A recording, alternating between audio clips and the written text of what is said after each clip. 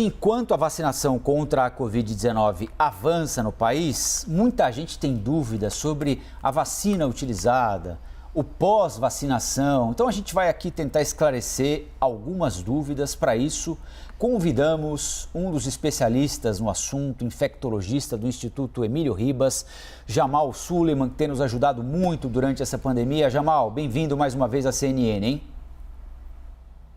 Prazer estar aqui. Bom dia, Colombo. Bom dia, Roberta. Bom dia aos nossos telespectadores. Vamos lá.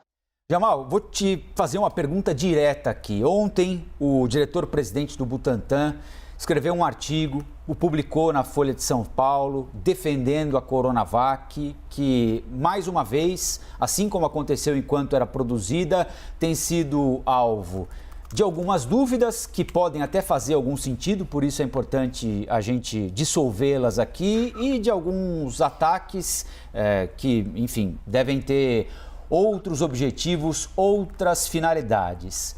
Um brasileiro imunizado com a Coronavac, 2 doses, está menos seguro do que um brasileiro imunizado com a vacina da Pfizer, com a vacina da AstraZeneca, com a vacina da Janssen ou com qualquer outra vacina aplicada por aqui?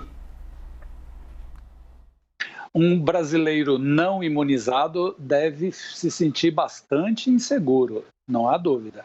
Mas um brasileiro imunizado com qualquer uma dessas vacinas que você acabou de listar está absolutamente protegido. E o que é que a gente reforça? O que significa estar protegido? Você está conversando com um brasileiro imunizado com 2 doses de Coronavac e que está aqui confortável nessa posição. Ok, eu sou um técnico, entendo mais sobre vacina, mas a gente tem feito esforço imenso para que todo mundo possa entender a dinâmica da vacinação. O que é vacinação? Vacina tem vários propósitos. O primeiro é te proteger da forma grave das doenças. É interessante que com a Coronavac, com o coronavírus, o que aconteceu? As pessoas esqueceram das outras vacinas. Qual é o papel dela? Então a gente pode voltar, por exemplo, para a vacina da febre amarela. A vacina da febre amarela dá uma proteção excepcional para as pessoas que tomam. É verdade? É verdade. Mas ela também pode desencadear, óbvio que o vírus, a vacina é diferente, mas ela também pode desencadear uma forma da doença secundária à imunização. É frequente? Óbvio que não. Nem por isso a gente deixa de tomar essa vacina. A vacina da gripe te protege da gripe? Claro que protege. Ela deixa, você fica absolutamente protegido da gripe? É impossível você ficar gripado? Óbvio que não. Então, essa situação, para a corona, é exatamente a mesma coisa. Só que a gente está construindo este conhecimento e os dados têm mostrado, sem nenhuma sombra de dúvida, que sim, ela dá proteção para a comunidade e para você. A chance de você ter forma grave relacionada à infecção pelo vírus selvagem é mínima. E mínima, mínima, mínima. Portanto, vale a pena tomar. Óbvio, qualquer que seja. Sim. Doutor, bom dia. Agora a Roberta falando com o senhor. Mas nesse sentido da sua explicação sobre essas pessoas que estão questionando a efetividade das vacinas, sem considerar também que os estudos foram feitos de formas diferentes, e sem considerar de que forma a vacinação funciona no contexto que a gente tem aqui no Brasil, com as novas variantes, com a proteção da população em massa como uma estratégia de saúde pública, queria que o senhor explicasse por que não faz sentido ficar escolhendo qual laboratório de vacina tomar, qual vacina que eu quero tomar nesse momento, ou chegar no dia da sua vacinação e deixar de tomar a sua primeira dose no prazo porque quer escolher uma outra vacina. Roberto, esse é um comportamento absolutamente equivocado, né? E parte de um pressuposto errôneo e você toma uma decisão que coloca em risco você e o seu entorno. Então, você chama atenção para os estudos de fase 3, eles estão desenhados para selecionar uma população que a gente precisa dar uma resposta relativamente rápida. Então, por exemplo, para a Coronavac, o primeiro ensaio que foi feito aqui no país levou em consideração a inclusão de profissionais da área de saúde da linha de frente. Olha o critério, bastava ser profissionais da área de saúde da linha de frente. Qual é o racional para isso? São pessoas intensamente expostas ao agente que a gente quer estudar. E aí, nesta população, você encontra percentuais de efetividade extremamente altos. Quando você parte para uma outra análise, e aqui é fundamental, por exemplo, o ensaio de Serrana está dando a resposta que a gente sempre imaginou que ia ocorrer. Você reduz substancialmente eventos graves. Você praticamente acaba com doença que vai parar na terapia intensiva. Veja, isso é um grande produto ou subproduto desse tipo de ensaio, que é o de campo, que é exatamente o que a gente precisa ver. No ensaio clínico, vamos imaginar, eu posso selecionar populações de indivíduos não obesos. Quando eu vou para um ensaio em larga escala, de campo, eu não tenho mais condições de selecionar isso. Eu vou estudar na população como um todo. E as pessoas precisam entender que continua isso. Por quê? Porque você tendo outros tipos de vacina, outras plataformas de produção de vacina, a gente vai poder, inclusive, estabelecer no campo qual é a melhor para cada subgrupo da população, que é o que nos interessa. Por quê? Porque, eventualmente, indivíduos, por exemplo, isso é exemplo, acima de 90 anos podem ter uma resposta melhor se eu usar a vacina H ou se eu usar a vacina W. Enfim, várias situações a gente vai poder responder. Só que, neste momento, a gente precisa proteger rapidamente todos. Porque na hora que o vírus estiver controlado e a gente tiver isso especificamente em alguns focos, aí a gente vai poder dizer, ok, agora a gente pode selecionar que tipo de vacina vai ser melhor para A, B, C, D. E é isso que é fundamental que a gente entenda. Agora nós precisamos proteger. Nós não podemos deixar mais morrer pessoas para uma doença imunoprevenível. Vou repetir, essa doença é imunoprevenível, com todas as vacinas. Jamal, nós estamos de olho aqui, tem muita gente de olho aqui, ainda voltando a falar sobre a Coronavac, no Chile, né? Que é um país que começou a vacinar antes da gente, que tem uma vacinação em velocidade interessante, que usou a Coronavac e, apesar disso, em algumas cidades há necessidade de restrição de circulação por causa de um aumento do número de casos. Isso também é utilizado como argumento para aqueles que dizem, olha, estão vendo, a Coronavac não é assim tão eficiente. Queria que você nos dissesse, a Coronavac ela é menos eficiente do que outras vacinas para impedir a transmissão da doença? Ou seja, eu infectado pelo coronavírus, mas imunizado pela Coronavac, posso não desenvolver e provavelmente não vou desenvolver a forma mais grave da doença. Mas eu tenho uma capacidade maior de transmitir a doença para quem eventualmente não esteja infectado do que outra pessoa na mesma situação que eu, mas que tomou outra vacina. Isso é fato? É ilusão?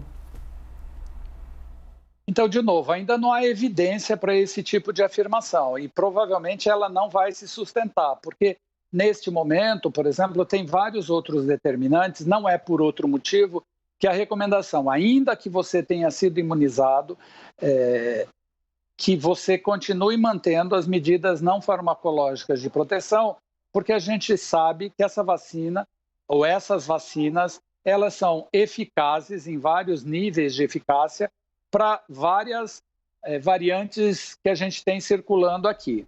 Então, se eu faço esse tipo de imunização e eu tenho aquele contingente populacional, de novo aqui, Serrana é o lugar onde a gente vai poder responder. Parcialmente a gente já tem essa resposta, mas a resposta completa disso a gente vai poder responder e dizer se quebra ou não quebra a cadeia de transmissão. Então, enquanto a gente não tem isso, eu não posso fazer uma afirmação dessa magnitude. Provavelmente, o que a gente tem, e aqui é importante lembrar, né? Quando você vai para ensaio de campo, você tem inúmeras outras condições genéticas na população que não são, obviamente, vistas no primeiro momento. Então, não dá para usar não só genéticas, mas de comportamentos sociais, culturais, que vão impactar, inclusive, nesse processo de imunização. E tudo isso vai sendo estudado enquanto a gente está fazendo essa aplicação. De novo, o Serrana mostrou que, de fato, é capaz de reduzir as formas graves, as internações, o que já é um impacto imenso nesse processo. A próxima resposta é, ok, isso é capaz de bloquear esse processo de transmissão da infecção na comunidade para todas as variantes, para todos os coronavírus que estão circulando nesse ambiente? A gente já vai ter essa resposta. Enquanto não tem, precisamos manter todos vivos. E eu acho que essa é a resposta que a gente precisa dar. Temos que manter todos vivos. Esse é o ponto. Sim. Doutor Jamal, a gente já sabe o quanto as variantes ameaçam também o sucesso da nossa imunização por aqui, porque a gente tem acompanhado exemplos em várias partes do mundo de novas restrições, de também novas fases que precisaram ser implementadas, até em locais onde o sucesso da pandemia já estava, sendo considerado, com flexibilizações, e essas variantes também ameaçando o processo de imunização. O que a gente já sabe até agora e sobre as vacinas que a gente está aplicando aqui no Brasil?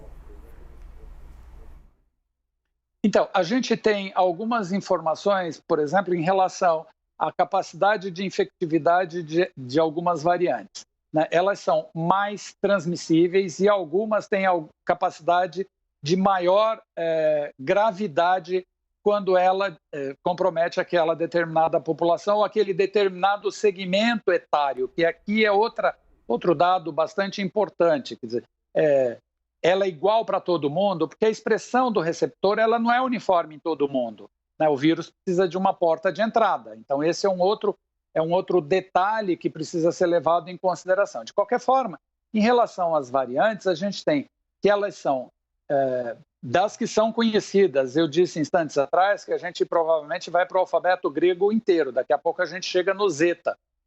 E será que essas novas variantes que acabam sendo selecionadas, quanto mais lento e quanto mais lento for o processo de imunização, e quanto mais as pessoas circularem sem as medidas não farmacológicas, a chance daquilo emergir e colocar todo esse processo intensamente complexo que é posto para a imunização poder fazer ruir, que é mais ou menos isso que você reporta. Alguns lugares precisam abrir e fechar, porque essa é a função do poder público. O segmento laboratorial, a vigilância molecular é determinante para estabelecer qual vai ser a estratégia. E nós vamos ter que nos acostumar com isso. Infelizmente, a gente vai ter que se acostumar com isso até que a gente tenha a resposta completa. Então, alguns dados já são disponíveis. Reduz a mortalidade, reduz a ocorrência de doenças graves, reduz a ocorrência de manifestações secundárias à infecção, quebra a cadeia de transmissão? Parece que sim. Então, esses dados eles vão emergir à medida que a gente vai aumentando o nosso conhecimento. Jamal, outra dúvida frequente. Tomei a Coronavac, mas não posso entrar na Europa. Tomei a Coronavac, mas não posso ir aos Estados Unidos. Nos Estados Unidos tem que tomar Pfizer ou Moderna. Na Europa, várias outras vacinas. Se a Coronavac fosse boa, tanto a Europa quanto os Estados Unidos aceitariam visitantes nos seus territórios, nos seus países imunizados com essa vacina. O que é que você tem a dizer a respeito disso, Jamal? Bom, nesse momento as fronteiras estão praticamente fechadas, para viagens internacionais, não é só para indivíduos procedentes do Brasil. O fato é que a OMS deve aprovar, inclusive, a entrada ou abolir essas restrições para as pessoas que tenham recebido vacinas que tenham aprovação em agências regulatórias internacionais. Então, aqui, eu sugiro para quem tem essa emergência na viagem ou essa necessidade dessa viagem, que aguarde um pouco mais até que essas definições fiquem um pouco mais claras. Isso faz parte do processo, não há nenhuma novidade. Em outras situações, a gente já viveu esse tipo de cenário. Então, um pouquinho mais de paciência que já nós teremos essas autorizações para essas viagens. Mas isso não quer dizer que a vacina é mais fraca do que outras, né? De novo, absolutamente, né? A gente, inclusive, gerou e continua gerando dados para mostrar que esta plataforma, então vamos de novo, é a que tem o menor evento adverso, né? Então, esse dado é um dado extremamente importante, por exemplo, para determinados segmentos populacionais. Então, é importante que tenhamos, inclusive, vacinas produzidas a partir de vírus inativos, para que a gente possa, de verdade, ofertar para vários segmentos populacionais e mostrando que, sim, ela produz aquilo para o qual uma vacina foi desenhada. Jamal, só uma última rapidinho aqui, para não deixar escapar. Eu ouvi muita gente dizer o seguinte, eu tomei a Coronavac e não tive reação. Conversando com pessoas que tomaram outras vacinas e tiveram alguma reação, né? Um pouquinho de dor de cabeça, um estado febril, dor no local da aplicação, aquelas reações quase que frequentes, né? Reação a uma determinada vacina significa que a vacina é mais ou menos potente? Ou seja, se a vacina não me deu reação, ela não é boa. Se ela me deu reação, não, aí está funcionando. Pois é, isso faz parte do imaginário popular, né? Algo que você recebe, que é estranho a você, que pode te provocar algumas manifestações, que nem sempre são tão gostosas assim, né? De maneira geral, tanto a gente chama isso de evento adverso ou efeito colateral. Então, não há essa correlação de que você recebeu um produto, teve um efeito colateral, a vacina funcionou melhor. Não há. O que há é que para cada tipo de produto, e de novo aqui, eu acho que é importante traçar um paralelo sobre aquelas medicações que a gente toma, né? Por exemplo, eu posso tomar um ácido acetil salicílico e ter uma hemorragia gástrica. Todo mundo tem isso? Não. Eu posso tomar, de novo, para usar o ácido acetil salicílico, e ter uma queimação no estômago, popularmente conhecido como queimação no estômago. Todo mundo tem isso? Óbvio que não. A maioria não vai ter e uma minoria vai ter. Isso é um evento adverso. Em relação às vacinas, é a mesma coisa. Algumas plataformas, por exemplo, vírus inativo, têm menos capacidade de gerar esse tipo de resposta. Mas lembrando que as vacinas também elas são associadas a algumas substâncias que são chamadas de adjuvantes. Adjuvantes são aqueles produtos que visam estimular em várias etapas do sistema imunológico para que a sua resposta seja amplificada, melhorada, aperfeiçoada, ou que seja. Então, dependendo desses adjuvantes, você tem alguns que são absolutamente conhecidos e que podem causar, para algumas pessoas mais sensíveis ou suscetíveis, esse tipo de resposta. Mas a plataforma propriamente dita, algumas, a gente, na escala que está sendo posta, é a primeira vez que isso está no campo. E a gente está monitorando, o mundo inteiro monitora esses eventos adversos. De qualquer forma, vírus inativo, a gente já sabe, já conhece super bem sobre esses adjuvantes e sabe que elas, do ponto de vista de eventos adversos, são as que são menos comuns de desencadear. O que mais é comum é uma dor discreta, diga-se, no local da aplicação. Jamal Suleiman, infectologista do Instituto Emílio Ribas, mais uma vez, muito obrigado pela ajuda para a gente tirar as dúvidas que vão surgindo ao longo desse processo de vacinação dos brasileiros. E até uma próxima, doutor. Bom dia de trabalho aí. Bom dia, bom trabalho para vocês. Obrigado. Obrigada, doutor.